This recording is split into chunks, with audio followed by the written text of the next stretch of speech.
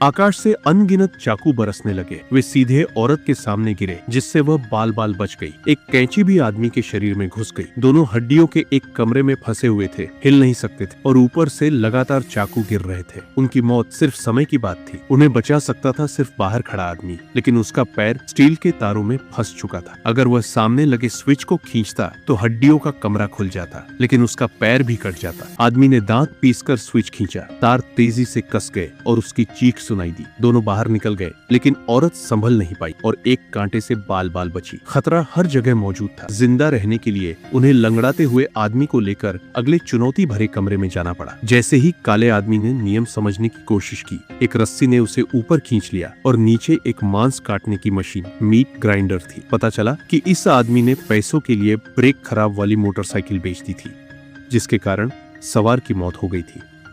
Meat grinder ऊपर रखी motorcycle से चल रहा था और ब्रेक का उपकरण ग्राइंडर के सबसे नीचे रखा था। मोटरसाइकिल चल पड़ी और ग्राइंडर तेजी से घूमने लगा। आदमी धीरे धीरे उसमें गिरने लगा और उसने ब्रेक उपकरण पकड़ने की कोशिश की, लेकिन जैसे जैसे बीच का हिस्सा संकरा होता गया, उसका हाथ तेजी से कट गया। तभी औरत ने एक लोहे की छड़ी ढूंढी और मोटरसाइकिल के पहिए में फंसा दी, जिससे ग्राइंडर रुक गया। वे चैन की सांस ले ही रहे थे कि भूल गए कि ब्रेक पूरी तरह लगा नहीं था। छड़ी अचानक पहिए में फंसकर मुड़ गई और ग्राइंडर फिर से चल पड़ा।